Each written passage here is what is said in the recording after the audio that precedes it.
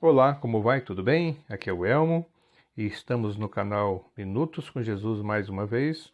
E você é bem-vindo aqui para ouvir e aprender conosco o, o que se trata, né? Do que se trata o livro do Apocalipse, seus destaques. E, e hoje nós estamos fazendo aqui o destaque dos versículos 15, 16 e 17 do capítulo 7. Estamos então finalizando o intervalo entre o sexto e o sétimo selo. O próximo áudio será sobre o sétimo selo. E aqui, meus irmãos, meus amigos, o que diz então o versículo 15?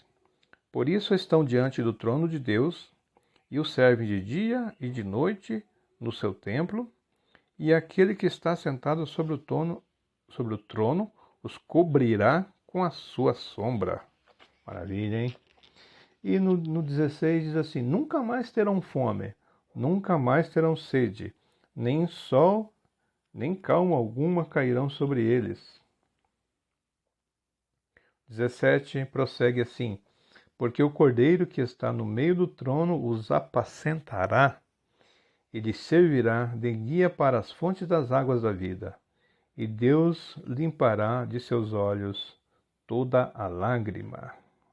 Amém. Maravilha, né? Então, de quem nós estamos falando? Nós estamos falando aqui daqueles que vieram da grande tribulação, que nós esclarecemos no áudio anterior, né?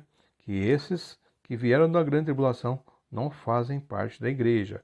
A igreja, então, até então, já tinha sido arrebatada, já estava com o Senhor nas nuvens, e a igreja já estava no alto, né? E esses foram aqueles que não negaram a fé durante a grande tribulação e foram martirizados, portanto, estavam diante do Cordeiro, já lá no trono, aguardando as próximas etapas, né? Então, aqui a gente começa dizendo no 15 que por isso eles estão diante do trono de Deus, já estão servindo de dia, de noite, lá no seu templo, né? Então, o salmista, preste atenção aqui num detalhe, o salmista falou no Salmo 91:11 o seguinte: da sombra do Onipotente, né? É sem dúvida alguma o lugar de verdadeiro descanso para o cristão agora e na eternidade, né? Porque diz o 91, né? Aquele que habita no esconderijo do Altíssimo, à sombra do Onipotente descansará. Porque no final desse versículo diz, né? E sobre o trono os cobrirá a sua sombra. Então, interessante, né? A gente vê essas correlações, porque essas pessoas já estão na sombra do Altíssimo. Maravilha, né? A sombra de Deus é eterna também. Os da multidão que se encontram diante do trono de Deus e debaixo de sua sombra, né, se assentam. E acho que é em Cantares 2:3 tem uma citação. É um privilégio conferido àqueles cujas vestes foram lavadas e alvejadas no sangue do Cordeiro. Glória a Deus. Bom, no Antigo Testamento, os gentios eram retidos no pátio dos gentios e os judeus no pátio dos israelitas. Mas o sangue de Jesus lhes confere ousadia para entrar no santuário celeste juntos, né? Conforme Hebreus 10, 19 e 20. Capítulo 10, versículos 19 e 20. Versículo 16, aqui João está afirmando, né? Pela revelação de Jesus Cristo, que nunca mais terão fome, nem sede, nem sol, é mais sobre a sua cabeça, porque não haverá dia nem noite mais, né? Porque Jesus é a luz, né? Que iluminará o mundo todo. Então, o presente texto ele faz também alusão à afirmação tirada de Isaías 49:10, que diz: nunca terão fome nem sede, nem a calma, nem o sol os afligirá. Neste grupo de santos, ele é composto daqueles que tiveram fome e sede na terra. Em algum momento tiveram, né? Isso Mateus 5:6 diz, né, sobre as bem-aventuranças, Apocalipse 6:10 também. Então este livro informa que o Cordeiro conduzirá seus servos às fontes da água da vida. Aquele que bebe essa água nunca sofrerá os tormentos da sede espiritual, a sede da alma, né? Conforme está em Lucas 16, 24.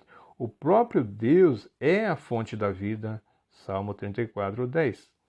Então, talvez também haja alusão na presente passagem do Salmo 23, o Salmo do bom pastor, né? Davi, ao anelar por sua água da fonte de Belém, quando recebeu um pouco de vida, recusou-se a beber, mas a ofereceu ao Senhor, como uma oferta pacífica, tão preciosa tornara-se ela, né? Também está citado lá em 2 Samuel 23, 15 a 17. E por último, o versículo 17, né? Porque o cordeiro que está no meio do trono os apacentará. Ou seja, o pastor agora já é Jesus, né? Não é um pastor terreno mais.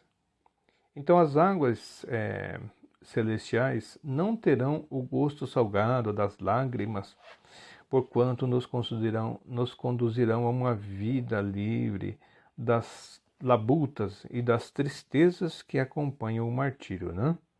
Então aquele que fez o seu povo beber do rio ao longo do caminho, Salmo 110, 7, né, que a gente pode citar, que dava aos que vinham a ele a água, que é a única capaz de satisfazer-lhe a sede, né? João 4, 13, 14, 7, 37, né? Então haverá então de conduzi-los às fontes espirituais das águas da vida, levando-os a beber dos seus prazeres. Salmo 36, 8. Maravilhoso lembrar dessas coisas, né, que virão, ou seja, para a nossa vida espiritual. E para fechar então, e Deus limpará de seus olhos toda lágrima. O texto ele lembra as palavras de Jesus de Lucas 7,13, quando disse a pobre viúva, né? Não chores. Os que choram na terra serão consolados no céu. Mateus 5,4 também, né? E os que aqui choraram numa eternidade sem Deus, sem haver quem os console. A figura bondosa e protetora do pastor palestino não encontra similar nos dias de hoje. Então, considerado naquela época de João, pela devoção, pelo espírito de sacrifício que Cristo fez dele a imagem de si mesmo. Ele disse assim, eu sou o bom pastor, né? O bom pastor dá a vida pelas ovelhas. João 10, 11. Então, este último versículo revela-nos a proteção, a bondade, o gozo e a companhia do Filho na presença do Pai. Glória a Deus. Ali os remidos os servirão de dia e de noite no seu santuário, né? A linguagem natural, ela diz assim, ali não haverá noite. Nós vamos ver lá em Apocalipse 22, 5 ainda. Essa metáfora mista deste versículo, que combina com diversos elementos da pessoa de Cristo, né? E o que ele significa para seus discípulos de todas as épocas, tenciona transmitir a ideia de que Cristo é tudo em todos, agora e na eternidade. Amém? Então esse é o destaque que encerra o capítulo 7, que está antes do sétimo selo, né, que está no intervalo entre o sexto e o sétimo selo. Aqui nós estamos vivendo a narração de cenas interessantes, né, pós-tribulação. Amém? Que Deus te abençoe e te conceda aí discernimento para você continuar estudando e que você também seja abençoado com vontade e que você venha a compartilhar e curtir este trabalho que nós estamos fazendo. E em forma de gratidão também, se inscreva no nosso canal aí, né? Tá bem? Deus abençoe e até a próxima, em nome de Jesus.